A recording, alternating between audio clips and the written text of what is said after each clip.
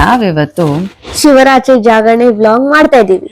Okay, ಮಹಾಶಿವರಾತ್ರಿಯ ಜಾಗರಣೆ ಬಗ್ಗೆ ತಿಳಿಸ್ಕೊಡ್ತೀನಿ ಬನ್ನಿ. ಶಿವ ಪಾರ್ವತಿನ ವರಿಸಿದ್ರಂತೆ. ಹೀಗಾಗಿ ಅವತ್ತು ರಾತ್ರಿ ದೇವಾನುದೇವತೆಗಳು ಜಾಗರಣೆ ಮಾಡಿ ಗಿರಿಜ ಕಲ್ಯಾಣನ ವೀಕ್ಷಿಸಿದ್ರಂತೆ. ಶಿವ ಪಾರ್ವತಿ ಇಬ್ಬರನ್ನು ಪೂಜಿಸಿದ್ರಂತೆ. ಹೀಗಾಗಿ ಜಾಗರಣೆ ಪದ್ಧತಿ ಅಲ್ಲಿಂದ ಆಚರಣೆ ಆಗಿತ್ತು ಅಂತ ಪುರಾಣಗಳ ಪ್ರಕಾರ ಹೇಳ್ತಾರೆ.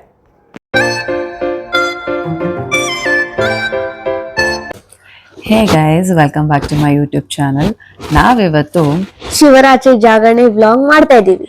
ಓಕೆ, ಸೊ ನಾನು ಅದೀಪ್ ಇವತ್ತು ಶಿವರಾತ್ರಿಗೆ ಎಂಟೈರ್ ನೈಟ್ ಎದ್ದಿರೋಣ ಅಂತ ಅಂದ್ಕೊಂಡಿದ್ದೀವಿ. ನಾನು ಬೆಳಗ್ಗೆಯಿಂದ ಫಾಸ್ಟಿಂಗ್ ಇದ್ದೆ, ಸೊ ಹಾಗಾಗಿ ನಾನು ಕಂಪ್ಲೀಟ್ ಜಾಗರಣೆ ಇರಲೇಬೇಕಾಗತ್ತೆ. ಬಟ್ ಅದೀಪ್ ಇದೆ ಫಸ್ಟ್ ಟೈಮ್ ಇರ್ತಾ ಇರೋದು, ಸೊ ಎಷ್ಟೊತ್ತವರೆಗೂ ಇರ್ತಾನೆ ಅಂತ ಗೊತ್ತಿಲ್ಲ.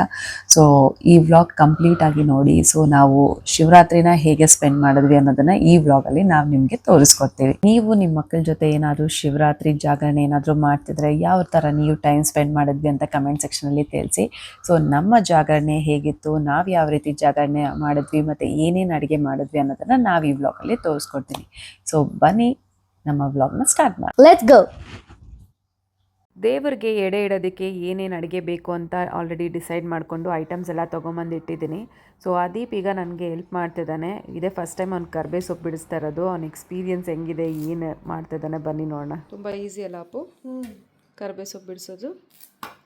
ಹಾಂ, ಇದೇ ಫಸ್ಟ್ ಟೈಮ್ ತಾನೇ ಮಾಡ್ತಾ ಇರೋದು ಕರ್ಬೇ ಸೊಪ್ಪು ಬಿಡಿಸೋದೆಲ್ಲ? ತುಂಬ ಈಸಿನಾ? ಕಟ್ ನೋಡ. ಓಕೆ. ಫನ್ ಇದೆಯಾ? ಫನ್ ಇದೆ. ಓಕೆ, ಮಾಡಿ.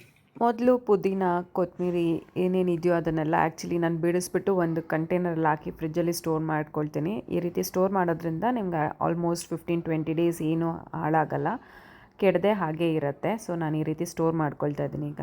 ಇನ್ನು ಚಿಲ್ಲಿನೂ ಅಷ್ಟೇ. ಚಿಲ್ಲಿನೂ ನಾವು ತೊಟ್ಟ ಎಲ್ಲ ಬಿಡಿಸ್ಬಿಟ್ಟು ಈ ಥರ ಬಾಕ್ಸಲ್ಲಿ ಸ್ಟೋರ್ ಮಾಡ್ಕೊಳ್ತೀವಿ. ಸೊ ಅದೀಪ್ ಇದೆ ಫಸ್ಟ್ ಟೈಮ್ ಎಲ್ಲನೂ ಮಾಡ್ತಾ ಇರೋದು. ನಿದ್ದೆ ಬರುತ್ತೆ ಅನ್ನೋದಕ್ಕೋಸ್ಕರ ಟಿ ವಿ ನೋಡ್ಕೊಂಡು ತುಂಬ ಹೊತ್ತು ಕೂತ್ಕೊಂಡ್ರೆ ನಿದ್ದೆ ಬರುತ್ತೆ ಅನ್ನೋದಕ್ಕೋಸ್ಕರ ಈ ಥರ ಎಲ್ಲ ರೆಡಿ ಮಾಡ್ಕೊಳ್ತಾ ಇದ್ದಾನೆ. ಇನ್ನು ದೇವರಿಗೆ ಎಡೆ ಇಡೋದಕ್ಕೆ 9 ಐಟಮ್ ಮಾಡೋಣ ಅಂತ ಡಿಸೈಡ್ ಮಾಡಿಕೊಂಡೆ. ಆ್ಯಕ್ಚುಲಿ 2 ಥರ ಸ್ವೀಟು, ಒಂದು ಪಾಯಸ ಮತ್ತು ಒಂದು ಕ್ಯಾರೆಟ್ ಹಲ್ವಾ ಮಾಡೋಣ ಅಂದ್ಕೊಂಡೆ. ಇನ್ನು ಅನ್ನ ಸಾಂಬಾರು ಮತ್ತು ಪಲಾವ್ ಮಾಡೋಣ ಅಂದ್ಕೊಂಡೆ. ಪಲಾವ್ಗೆ ಮೊಸರು ಬಜ್ಜಿ ಮಾಡಿಕೊಂಡು 2 ಥರ ಪಲ್ಯ ಅಂದರೆ ಉಸ್ಲಿ ಒಂದು, ಮತ್ತು ನಾನು ಅಂದ್ಕೊಂಡಿದ್ದೇನೆಂದರೆ ಬೀನ್ಸ್ ಪಲ್ಯ ಮಾಡ್ಕೊಳ್ಳೋಣ ಅಂತ. ಪಲಾವ್ಗೆ ಆ್ಯಕ್ಚುಲಿ ನಾನೆಲ್ಲ ವೆಜಿಟೇಬಲ್ಸ್ ಜೊತೆ ಡಬಲ್ ಬೀನ್ಸ್, ಈಗ ಸೀಸನ್ ಇರೋದ್ರಿಂದ ಡಬಲ್ ಬೀನ್ಸ್ ಮತ್ತು ನಿಮಗೆ ಈಸಿಯಾಗಿ ಬಟಾಣಿ ಕೂಡ ಸಿಗುತ್ತೆ. ನಾನೇನು ಮಾಡ್ತೀನಿ ಅಂದರೆ ಯೂಶ್ವಲಿ ಮುಂಚೆನೇ ಎಲ್ಲ ಬಿಡಿಸಿಟ್ಕೊಂಬಿಟ್ಟು ಒಂದು ಕಂಟೈನರಲ್ಲಿ ಹಾಕಿ ಸ್ಟೋರ್ ಮಾಡ್ಕೊಂಬಿಡ್ತೀನಿ. ಯಾವಾಗ ಯಾವುದಾದ್ರೂ ಏನಾದರೂ ಅಡುಗೆ ಮಾಡ್ತಿದ್ರೆ ಅದಕ್ಕೆ ಬೇಕಾದ್ರೆ ಬಟಾಣಿ ಎಲ್ಲ ನಾನು ಆ್ಯಡ್ ಮಾಡ್ಕೊಳ್ಬೋದು ಅನ್ನೋದಕ್ಕೋಸ್ಕರ. ಚಿಲ್ಲಿನೂ ಅಷ್ಟೇ, ನಾನು ಈ ರೀತಿ ಬಿಡಿಸ್ಬಿಟ್ಟು ಒಂದು ಕಂಟೈನರಲ್ಲಿ ಹಾಕೊಳೋದ್ರಿಂದ ಚಿಲ್ಲಿನೂ ನಿಮಗೆ 15-20 ಡೇಸ್ ಅಂದರೆ 20 ಡೇಸ್ಗಿಂತ ಆಲ್ಮೋಸ್ಟ್ 1 ಮಂತ್ವರೆಗೂ ನಿಮಗೇನೂ ಆಗೋಲ್ಲ, ಈಸಿಯಾಗಿ ಸ್ಟೋರ್ ಮಾಡ್ಕೊಳ್ಬೋದು. ಮೊದಲು ಉಸ್ಲಿ ಮಾಡ್ಕೊಳ್ಳೋಣ ಅಂತ ಅಂದ್ಬಿಟ್ಟು ಇದನ್ನು ನಾನು ಆಲ್ರೆಡಿ ಕಾಳನ್ನ ಒಂದು 8-10 ಅವರ್ಸ್ ಆಲ್ರೆಡಿ ನಾನು ನೆನೆಸಿಟ್ಟಿದ್ದೆ, ಅಂದರೆ ಬೆಳಿಗ್ಗೆನೇ ನಾನು ನೆನೆಸಿಟ್ಟಿದ್ದು. ಈಗ ಅದನ್ನು ಬೇಯಿಸ್ಕೊಳ್ಳೋಣ ಫಸ್ಟು ಕುಕ್ಕರಲ್ಲಿ. ಇದಕ್ಕೆ ಸ್ವಲ್ಪ ನೀರು ಆ್ಯಡ್ ಮಾಡ್ಕೊಂಡ್ಬಿಟ್ಟು 1 ಸ್ಪೂನ್ ಉಪ್ಪು ಹಾಕ್ಕೊಂಬಿಟ್ಟು ಇದನ್ನು ಒಂದು 4-5 ಕೂಗಿಸ್ಕೊಂಡ್ರೆ ಕರೆಕ್ಟಾಗಿ ಬೆಂದಿರುತ್ತೆ. ಇನ್ ಕೇಸ್ ನಿಮಗೆ 4-5 ಕೂಗಲ್ಲೂ ಬೆಂದಿಲ್ಲ ಅಂದರೆ ಮೇ ಬಿ ಇನ್ನೊಂದು 2 ಕೂಗಿಸ್ಕೊಂಡ್ರೆ ನಿಮ್ಗೆ ಈಸಿಯಾಗಿ ಬೇಯುತ್ತೆ. ಕಾಳು ಬೇಯೋಷ್ಟರಲ್ಲಿ ನಾವೀಗ ಬೇರೆ ಅಡುಗೆ ಮಾಡ್ಕೊಳ್ಳೋಣ. ಈಗ ನಾನು ಸೆಕೆಂಡು ಕ್ಯಾರೆಟ್ ಹಲ್ವಾ ಮಾಡ್ಕೊಂಬಿಡೋಣ, ಸ್ವೀಟ್ಸ್ ಮಾಡಿಬಿಟ್ರೆ ಈಸಿ ಆಗಿಬಿಡುತ್ತೆ ಅಂದ್ಕೊಂಡು ನಾನೇನು ಮಾಡ್ತಾಯಿದ್ದೀನಿ, ಫಸ್ಟು ಕ್ಯಾರೆಟ್ನೆಲ್ಲ ವಾಶ್ ಮಾಡಿಬಿಟ್ಟು ಅದನ್ನು ನೀಟಾಗಿ ತುರ್ಬಿಟ್ಕೊಳ್ತಿದ್ದೀನಿ. ನಾನು ಕ್ಯಾರೆಟ್ ಹಲ್ವಾ ಮಾಡ್ತಿರೋದು ಇದೇ ಫಸ್ಟ್ ಟೈಮು. ನಾನು ತಿಂದಿದ್ದೀನಿ, ಬಟ್ ಅದೀಪ್ ಎಲ್ಲ ಇದೇ ಫಸ್ಟ್ ಟೈಮ್ ಅವ್ನು ಕ್ಯಾರೆಟ್ ಹಲ್ವಾ ಟ್ರೈ ಮಾಡ್ತಾ ಇರೋದು. ಇದುವರೆಗೂ ಅವ್ನು ಕ್ಯಾರೆಟ್ ಹಲ್ವಾನೇ ತಿಂದಿಲ್ಲ. ರೆಸಿಪಿನ ನಾನು ಆನ್ಲೈನಲ್ಲಿ ಚೆಕ್ ಮಾಡಿದೆ, ಯಾಕಂದರೆ ನಾನು ಇದೇ ಫಸ್ಟ್ ಟೈಮ್ ಟ್ರೈ ಮಾಡ್ತಿರೋದ್ರಿಂದ ನನಗೂ ಅಷ್ಟು ಐಡಿಯಾ ಇಲ್ಲ ಯಾವ ರೀತಿ ಮಾಡಬೇಕು ಅನ್ನೋದು. ಮೊದಲು ಕ್ಯಾರೆಟ್ನ ವಾಶ್ ಮಾಡಿಕೊಂಡು ಈಗ ತುರ್ಬಿಟ್ಕೊಂಬಿಟ್ಟು ಅದಾದಮೇಲೆ ಮಿಕ್ಕಿದ್ದೆಲ್ಲ ರೆಡಿ ಮಾಡಿಕೊಂಡ್ರೆ ಬೇಗ ಆಗಿಬಿಡುತ್ತೆ ಅಂತ ಅಂದ್ಬಿಟ್ಟು ಫಸ್ಟು ಕ್ಯಾರೆಟ್ನ ಈಗ ತುರ್ಬಿಟ್ಕೊಳ್ತಾ ಇದ್ದೀನಿ. ಸೊ ಇದೆಲ್ಲ ಆದಮೇಲೆ ನೆಕ್ಸ್ಟ್ ಒಂದು ಬಾಣಲಿ ಇಟ್ಕೊಂಡು ಅದಕ್ಕೆ ನಾನು ತುಪ್ಪ ಹಾಕ್ಕೊಳ್ತಾ ಇದ್ದೀನಿ, ಎಣ್ಣೆ ಎಲ್ಲ. ಸೊ ತುಪ್ಪ ಒಂದು 4 ಸ್ಪೂನ್ ಹಾಕ್ಕೊಳ್ತಿದ್ದೀನಿ. ಏನಕ್ಕೆ ಅಂತಂದರೆ ನಾನೀಗ ಫಸ್ಟು ಡ್ರೈ ಫ್ರೂಟ್ಸ್ನೆಲ್ಲ ಎಣ್ಣೆಯಲ್ಲಿ ಫ್ರೈ ಮಾಡ್ಕೊಳ್ತೀನಿ. ಸ್ವಲ್ಪ ಜಾಸ್ತಿನೇ ಹಾಕ್ಕೊಳ್ತೀನಿ, ಏನಕ್ಕೆ ಅಂತಂದರೆ ನನಗೆ ಪಾಯಸ ಮಾಡೋದಕ್ಕೂ ಮತ್ತೆ ನಾನು ಫ್ರೈ ಮಾಡಬೇಕು ಡ್ರೈ ಫ್ರೂಟ್ಸು. ಹಾಗಾಗಿ ನಾನೇನು ಮಾಡ್ತಾಯಿದ್ದೀನಿ, ಈಗ ಜಾಸ್ತಿ ತುಪ್ಪ ಹಾಕ್ಕೊಂಡು ಫಸ್ಟು ಡ್ರೈ ಫ್ರೂಟ್ಸ್ನ ಹುರ್ಕೊಂಡು ಅದನ್ನು ಸ್ವಲ್ಪ ನಾನು ಪಾಯಸಕ್ಕೆ ಮತ್ತು ನಾನು ಕ್ಯಾರೆಟ್ ಹಲ್ವಾಗೆ ಎರಡಕ್ಕೂ ಯೂಸ್ ಮಾಡ್ಕೊಳ್ಳೋಕ್ಕಾಗತ್ತೆ ಅಂತ ನಾನು ಒಂದೇ ಸತಿ ಫ್ರೈ ಮಾಡ್ಕೊಳ್ತಾ ಇದ್ದೀನಿ. ಸೊ ಆಗ ನನಗೆ ಈಸಿ ಆಗುತ್ತೆ. ಸೊ ನೀವು ಅಡುಗೆ ಎಲ್ಲ ಮಾಡೋವಾಗ ಯಾವ ಥರ ಟಿಪ್ಸ್ ಯೂಸ್ ಮಾಡ್ತೀರಾ ಮತ್ತು ಈ ರೀತಿ ಟೈಮ್ಸ್ನ ಕಟ್ ಶಾರ್ಟ್ ಮಾಡೋದಕ್ಕೆ, ಮತ್ತು ಈಗ ನಾನು 2 ಐಟಮ್ ಮಾಡ್ತಾ ಇರೋದು ಮತ್ತೆ ನಾನು ಈ ಡ್ರೈ ಫ್ರೂಟ್ಸ್ನ ಇದು ಮಾಡೋದಕ್ಕೆ ಬೇಡ ಅಂದ್ಕೊಂಡು ನಾನು ಒಂದೇ ಸತಿ ಮಾಡ್ಕೊಳ್ತಾ ಇದ್ದೀನಿ. ಸೊ ನೀವು ಈ ಥರ ತುಂಬ ಯೂಸ್ ಮಾಡಿ ತಲೆ ಎಲ್ಲ ಉಪಯೋಗಿಸಿ ಮಾಡ್ತಿರ್ತೀರ ಅನಿಸುತ್ತೆ. ಸೊ ಆ ಥರ ನೀವು ಯಾವುದು ಟೈಮ್ ಸೇವ್ ಮಾಡೋದಕ್ಕೆ ಏನೇನು ನೀವು ಕಂಬೈನ್ ಮಾಡಿ ಮಾಡ್ತೀರಾ ಅನ್ನೋದು ಕಮೆಂಟ್ ಸೆಕ್ಷನಲ್ಲಿ ತಿಳಿಸಿ. ಸಮಥಿಂಗ್ ಇಂಟ್ರೆಸ್ಟಿಂಗ್ ಇರುತ್ತೆ. ಸೊ ಮೇ ಬಿ ನಾನು ನೋಡ್ತೀನಿ ನೀವೇನೇನು ಟೈಮ್ ಸೇವ್ ಮಾಡೋದಕ್ಕೆ ಮಾಡ್ತಿದ್ದೀರಾ ಅಂತ. ಯಾಕಂದರೆ ಯೂಶ್ವಲಿ ನಾನು ಅಡುಗೆ ಮಾಡೋದು ತುಂಬ ಕಡಿಮೆ. ಮೊದಲಂತೂ ನಾನು ಅಡುಗೆನೇ ಮಾಡ್ತಾ ಇರಲಿಲ್ಲ. ಲಾಸ್ಟ್ ಒಂದು 2 ಇಯರ್ಸಿಂದನೇ ಅಷ್ಟೇ ನಾನು ಅಡುಗೆ ಸ್ಟಾರ್ಟ್ ಮಾಡಿದ್ದು. ಸೊ ಹಾಗಾಗಿ ನಾನು ಅಡುಗೆ ಬಗ್ಗೆ ನನಗೆ ತುಂಬ ಕಮ್ಮಿ ಗೊತ್ತಿರೋದು. ಈಗ ನಾನು ಲಾಸ್ಟ್ 2 ಇಯರ್ಸಿಂದ ಸ್ಟಾರ್ಟ್ ಮಾಡಿದ್ರೆ ತುಂಬ ವೆರೈಟೀಸ್ ಎಲ್ಲ ಈಗ ಕಲಿತಾ ಇದ್ದೀನಿ. ಎಕ್ಸ್ಪರಿಮೆಂಟ್ ಮಾಡೋದನ್ನು ಕಲಿತಾ ಇದ್ದೀನಿ. ತುಂಬ ನ್ಯೂ ಡಿಶಸ್ ಎಲ್ಲ ನಾನು ಎಕ್ಸ್ಪರಿಮೆಂಟ್ ಮಾಡಿದ್ದೀನಿ.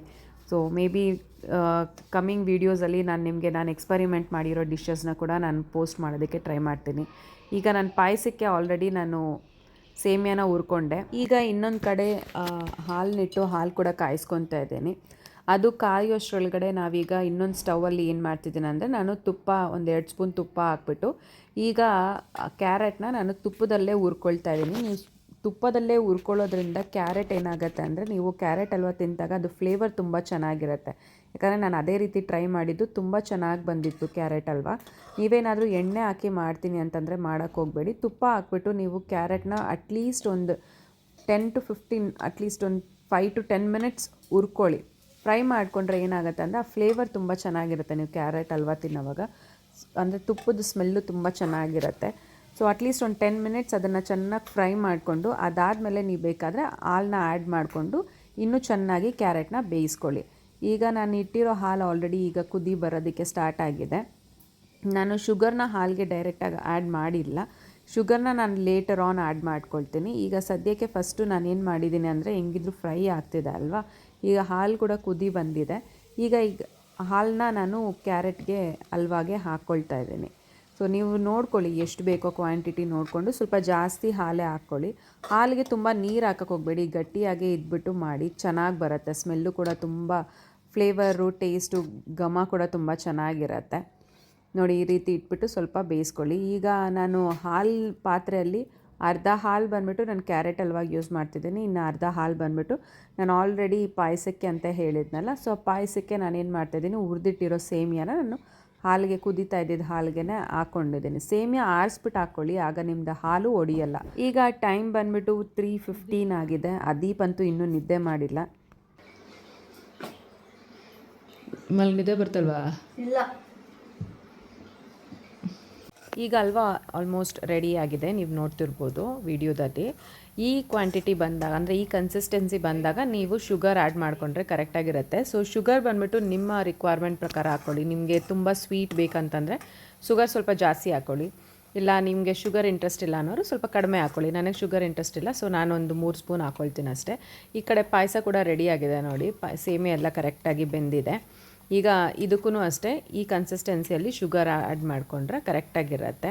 ಒಂದು ಕಡೆ ಪಾಯಸ ರೆಡಿಯಾಗಿದೆ, ಇನ್ನೊಂದು ಕಡೆ ಕ್ಯಾರೆಟ್ ಹಲ್ವಾನೂ ರೆಡಿಯಾಗಿದೆ. ಈಗ ಕರೆಕ್ಟಾಗಿ ಡ್ರೈ ಫ್ರೂಟ್ಸ್ ನಾವೇನು ಫ್ರೈ ಮಾಡಿ ಮೊದಲೇ ಇಟ್ಕೊಂಡಿದ್ರಲ್ಲ ಅದನ್ನು ಈಗ ಎರಡಕ್ಕೂ ಆ್ಯಡ್ ಮಾಡಿಕೊಂಡ್ರೆ ಕರೆಕ್ಟಾಗಿರುತ್ತೆ. ಸೊ ನಾನು ಇದಕ್ಕೆ ಅರ್ಧ ಅದಕ್ಕೆ ಅರ್ಧ ಅಂತ ಅಂದ್ಕೊಂಡು ನಾನು ಫ್ರೈ ಮಾಡಿಕೊಂಡೆ. ಸೊ ಕ್ಯಾರೆಟ್ ಹಲ್ವಾಗಿ ಇಷ್ಟು ಸಾಕು ಅನಿಸುತ್ತೆ. ನಾನೇನು ತುಂಬ ಜಾಸ್ತಿ ಏನೂ ಮಾಡಿಲ್ಲ, ಯಾಕಂದರೆ ಫಸ್ಟ್ ಟೈಮ್ ಟ್ರೈ ಮಾಡ್ತಿರೋದು, ಯಾವ ಥರ ಇದೆ ಅಂತ ಅನ್ನೋದು ನೋಡಿಕೊಂಡು ಮಾಡೋಣ ಅಂದ್ಕೊಂಡೆ. ಈಗ ಮಿಕ್ಕಿರೋದನ್ನ ನಾನೇನು ಮಾಡ್ತಿದ್ದೀನಿ, ಪಾಯಸಕ್ಕೆ ಆ್ಯಡ್ ಮಾಡ್ಕೊಳ್ತಾ ಇದ್ದೀನಿ. ಸೊ ಪಾಯಸಕ್ಕೆ ಇಷ್ಟ ಆದರೆ ಸಾಕು ಅನಿಸುತ್ತೆ. ಸೊ ಯಾಕಂದರೆ ತುಂಬ ನನಗೆ ಪಾಯಸದಲ್ಲಿ ಡ್ರೈ ಫ್ರೂಟ್ಸ್ ಸಿಗ್ತದೆ ಅಷ್ಟು ಇಷ್ಟ ಆಗೋಲ್ಲ. ಸೊ ಹಾಗಾಗಿ ನಾನು ಸ್ವಲ್ಪ ಕಡಿಮೆನೇ ಹಾಕ್ಕೊಳ್ತಾ ಇದ್ದೇನೆ. ಈಗ ನಾನು ಇನ್ನೊಂದು ಸ್ಟಾರ್ಟರಲ್ಲಿ ಆ್ಯಕ್ಚುಲಿ ಬಂದುಬಿಟ್ಟು ಬೇಬಿಕಾರ್ನ್ ಮಂಚೂರಿಯನ್ ಮಾಡೋಣ ಅಂತ ಫಸ್ಟು ಅಂದ್ಕೊಂಡೆ. ಆದರೆ ಅದೀಪ್ ಹೇಳ್ದ ನನಗೆ ಕಬಾಬ್ ಟೈಪ್ ಏನಾದರೂ ಬೇಕು ಅಂತಂದಿದ್ದಕ್ಕೆ ನಾನೇನು ಅಂದ್ಕೊಂಡೆ ಬೇಬಿಕಾರ್ನ್ ಕಬಾಬ್ ಮಾಡೋಣ ಅಂತ. ಸೊ ಇದಕ್ಕೆ ಫಸ್ಟು ಮ್ಯಾರಿನೇಟ್ ಮಾಡಿ ಇಟ್ಬಿಡೋಣ ಬೇಬಿಕಾರ್ನ್ ಕಬಾಬ್ಗೆ. ಸೊ ನಾನು ಇದನ್ನು ಫುಲ್ಲು ತುಂಬ ಲೆಂತಿಯಾಗಿ ಬೇಡ, ಅದನ್ನು ಹಾಫ್ ಆಗಿ ಕಟ್ ಮಾಡಿಕೊಂಡು ಕಬಾಬ್ ಮಾಡ್ಕೊಳ್ಳೋಣ ಅಂತ ಅಂದ್ಕೊಂಡೆ. ಸೊ ಇದನ್ನು ಫಸ್ಟು ನಾನು ಕ್ಲೀನ್ ಮಾಡಿಬಿಟ್ಟು ನೀಟಾಗಿ ವಾಶ್ ಮಾಡಿಕೊಂಡು ಅದಾದಮೇಲೆ ಅರ್ಧಕ್ಕೆ ಕಟ್ ಮಾಡಿಕೊಂಡು ಈಗ ನಾವು ಮ್ಯಾರಿನೇಟ್ ಮಾಡ್ಕೊಳ್ಳೋಣ. ಸೊ ನೀವು ರೆಗ್ಯುಲರಾಗಿ ಕಬಾಬಿಗೆ ಏನೇನು ಮಾಡ್ತೀರೋ ಅದೇ ರೀತಿ ಮ್ಯಾರಿನೇಟೇ ಮಾಡ್ಕೊಳ್ಳಿ. ಬಟ್ ಏನಂದರೆ ಇದಕ್ಕೆ ಸ್ವಲ್ಪ ಜಾಸ್ತಿ ಕಾರ್ನ್ಫ್ಲೋರ್ ಯೂಸ್ ಮಾಡಿ, ಪ್ಲಸ್ ನಿಮ್ಮ ಮೈದಾ ಇದ್ದರೆ ಮೈದಾ ಕೂಡ ಯೂಸ್ ಮಾಡಿ, ಯಾಕಂದರೆ ಇದಕ್ಕೆ ರೆಗ್ಯುಲರ್ ಮಸಾಲ ಕುತ್ಕೊಳ್ಳಲ್ಲ. ಅದೀಪ್ ಏನು ಮಾಡ್ತಿದ್ದಾನೆ ಅಂತ ನೋಡೋಣ ಅಂತ ಬಂದರೆ ಟಿ ವಿಯಲ್ಲಿ ಡ್ರಾಯಿಂಗ್ ಆರ್ಟ್ ನೋಡಿಕೊಂಡು ಸಮಥಿಂಗ್ ಒಂದು ಡ್ರಾ ಮಾಡ್ತಿದ್ದ. ಸೊ ಫಿನಿಶಿಂಗ್ ಲುಕ್ ಹೇಗಿದೆ ಅಂತ ತೋರಿಸ್ತೀನಿ ಬನ್ನಿ. ನೋಡಿ ಫಿನಿಶಿಂಗ್ ಲುಕ್ ಹೀಗಿದೆ. ತುಂಬ ಸಖತ್ತಾಗಿ ಮಾಡಿದ್ದಾನೆ. ತುಂಬ ಚೆನ್ನಾಗಿ ಮಾಡಿದ್ದಾನೆ. ನಾಗಲೇ ಹೇಳ್ದಂಗೆ ಬೀನ್ಸ್ ಪಲ್ಯ ಒಂದು ಮಾಡೋಣ ಅಂತ ಇದ್ದೀನಿ ಅಂತ ಹೇಳಿದ್ನಲ್ವ. ಸೊ ಬೀನ್ಸ್ ಪಲ್ಯಕ್ಕೆ ನಾನು ಆಲ್ರೆಡಿ ಎಲ್ಲ ರೆಡಿ ಮಾಡ್ಕೊಂಬಿಟ್ಟಿದ್ದೀನಿ. ಸೊ ಈಗ ಬರೀ ತುರ್ಬಿರೋ ಕೊಬ್ಬರಿ ಮಾತ್ರ ಇದಕ್ಕೆ ಆ್ಯಡ್ ಮಾಡ್ಕೊಳ್ತಾ ಇದ್ದೀನಿ, ಫ್ಲೇವರ್ ಚೆನ್ನಾಗಿರುತ್ತೆ ಅಂತ. ನಿಮ್ಗೇನಾದ್ರು ರೆಸಿಪಿ ಬೇಕಿದ್ದರೆ ಕಮೆಂಟ್ ಸೆಕ್ಷನಲ್ಲಿ ತಿಳಿಸ್ಕೊಡಿ, ನಾನು ರೆಸಿಪಿ ಹೇಳ್ತೀನಿ. ನಾನೇನು ಅಷ್ಟೊಂದು ಚೆನ್ನಾಗಿ ಮಾಡಿದ್ದೀನಿ ಅಂತ ಹೇಳೋಕ್ಕಾಗಲ್ಲ, ಬಟ್ ಟೇಸ್ಟ್ ಮಾತ್ರ ತುಂಬ ಚೆನ್ನಾಗಿರುತ್ತೆ. ಟ್ರೈ ಮಾಡೋದು ಬೀನ್ಸ್ ಪಲ್ಯ ಎಲ್ಲ ತುಂಬ ಜನಕ್ಕೆ ಬೀನ್ಸ್ ಪಲ್ಯ ತಿನ್ನಲ್ಲ. ಸೊ ಅಂಥವ್ರಿಗೆ ತುಂಬ ಚೆನ್ನಾಗಿ ಸಾಫ್ಟಾಗಿ ಬೇಯಿಸ್ಕೊಟ್ರೆ ಟೇಸ್ಟ್ ಅದ್ಭುತವಾಗಿರುತ್ತೆ. ಇನ್ನು ಆಲ್ರೆಡಿ ನಾನು ಉಸ್ಲಿಗೆ ನಾನು ಕಾಳು ಬೇಯಿಸಿಟ್ಕೊಂಡಿದ್ದೆ. ಅದಕ್ಕೆ ನಾನು ಮಿಕ್ಸಿಗೆ ಬಂದುಬಿಟ್ಟು ಚಿಲ್ಲಿ, ಕರ್ಬೇ ಸೊಪ್ಪು ಮತ್ತು ಕೊಬ್ಬರಿ ಎಲ್ಲ ಹಾಕ್ಬಿಟ್ಟು ಗ್ರೈಂಡ್ ಮಾಡ್ಕೊಂಡಿದ್ದೀನಿ. ಸೊ ಅದನ್ನು ಆ್ಯಡ್ ಮಾಡ್ಕೊಂಡು ಸ್ವಲ್ಪ ಸಾಲ್ಟ್ ಆ್ಯಡ್ ಮಾಡಿಕೊಂಡ್ರೆ ಟೇಸ್ಟ್ ಚೆನ್ನಾಗಿರುತ್ತೆ ಉಸ್ಲಿಗೆ. ಇನ್ನು ಈ ಕಡೆ ರೈಸ್ ಮಾಡೋದಕ್ಕೆ ರೈಸಿಗೆ ಇಟ್ಟಿದ್ದೀನಿ, ಸಾಂಬಾರು ಮಾಡೋದಕ್ಕೆ ದಾಲ್ ಇಟ್ಟಿದ್ದೀನಿ. ಈಗ ಟೈಮ್ ಬಂದುಬಿಟ್ಟು ಆಲ್ಮೋಸ್ಟ್ 4:30 ಆಗಿದೆ. ಎಲ್ಲನೂ ರೆಡಿ ಇದೆ. ಅದೀಪ್ ಇನ್ನು ಟಿ ವಿ ನೋಡ್ತಾನೇ ಇದ್ದಾನೆ. ಇದು ಅವನ ಫೈನಲ್ ಲುಕ್ ಡ್ರಾಯಿಂಗು, ಒಂದು ಸಿಗ್ನೇಚರು ವಿತ್ ಡೇಟ್ ಎಲ್ಲ ಹಾಕಿದ್ದಾನೆ. ಸೊ ಅದನ್ನು ಅವ್ನ ಫ್ರೆಂಡ್ಸ್ಗೂ ನೈಟಲ್ಲೇ ತೋರಿಸ್ದ. ಅದೀಪು ನೋಡಿ ಎಷ್ಟು ಬ್ಯೂಟಿಫುಲ್ ಆಗಿದೆ ಡ್ರಾಯಿಂಗು. ಸೊ ಇದು ಫಿನಿಶ್ ಮಾಡಿದ್ದಾನೆ. ಸೊ ನಂದು ಆಲ್ಮೋಸ್ಟ್ 4 ರೀತಿಯಾದ ಅಡುಗೆ ಆಗಿದೆ, 2 ಸ್ವೀಟು, 2 ಥರ ಪಲ್ಯ ಆಗಿದೆ. ಸೊ ಬೇರೆ ಏನೋ ಮಾಡ್ತೀನಿ ಅಂತ ಹೇಳಿದ್ನಲ್ಲಮ್ಮ, ಏನಮ್ಮ ಅದು ಬೇಬಿಕಾರ್ನ್ ಕಬಾಬ್ಗೆ ಮಿಕ್ಸ್ ಮಾಡಿಟ್ಟಿದ್ದೀನಿ. ರೈಸು ರೆಡಿ ಆಗ್ತಿದೆ, ಸಾಂಬಾರು ರೆಡಿ ಆಗ್ತಿದೆ. ಸೊ ಈಗ ಪೆಂಡಿಂಗ್ ಇರೋದು 2 ಐಟಮು. ಒಂದು ಬಂದುಬಿಟ್ಟು ಬೇಬಿಕಾರ್ನ್ ಮಸಾಲೆ ಮಿಕ್ಸ್ ಮಾಡಿಟ್ಟಿರೋದನ್ನ ಫ್ರೈ ಮಾಡಬೇಕು, ಪ್ಲಸ್ ಪಲಾವ್ ಮಾಡಬೇಕು. ಇಷ್ಟೇ, ಇವೆರಡೇ ಇರೋದು. ಮಿಕ್ಕಿದೆಲ್ಲ ರೆಡಿ ಇದೆ. ಸೊ ಬೈ 6 o'clock ಅನ್ನ ಆಗ್ತಾಯಿದ್ದೀನಿ. ಬೈ 6 o'clock ಅಷ್ಟರಲ್ಲಿ ಎಲ್ಲ ಮುಗಿಸಿ ನಾನು ಸ್ನಾನ ಎಲ್ಲ ಮಾಡಿಕೊಂಡು ದೇವ್ರ ಪೂಜೆನ ಮಾಡಿಬಿಟ್ಟು ದೇವ್ರಿಗೆಲ್ಲ ಎಡೆ ಇಟ್ಬಿಟ್ಟು ಆಮೇಲೆ ಮಲ್ಗೋ ಪ್ಲ್ಯಾನ್ ಇದೆ. ಸೊ ನೋಡೋಣ ಎಷ್ಟು ಬೇಗ ಆಗುತ್ತೋ ಅಷ್ಟು ಬೇಗ ಮುಗಿಸ್ಕೊಳ್ತೀನಿ. ಬೇಬಿಕಾರ್ನ್ಗೆ ಸ್ವಲ್ಪ ತಿಕ್ಕಾಗಿ ಕೋಟಿಂಗ್ ಮಾಡ್ಕೊಳ್ಳಿ, ಯಾಕಂದರೆ ಎಣ್ಣೆಯಲ್ಲಿ ಬೇಯ್ತಿರ್ಬೇಕಾದ್ರೆ ನಿಮಗೆ ಮಸಾಲೆ ಹಿಡಿಯಲ್ಲ. ಮೈದಾ ಮತ್ತು ಕಾರ್ನ್ಫ್ಲೋರ್ ಸ್ವಲ್ಪ ಜಾಸ್ತಿ ಹಾಕ್ಕೊಂಡು ಮಾಡ್ಕೊಳ್ಳಿ.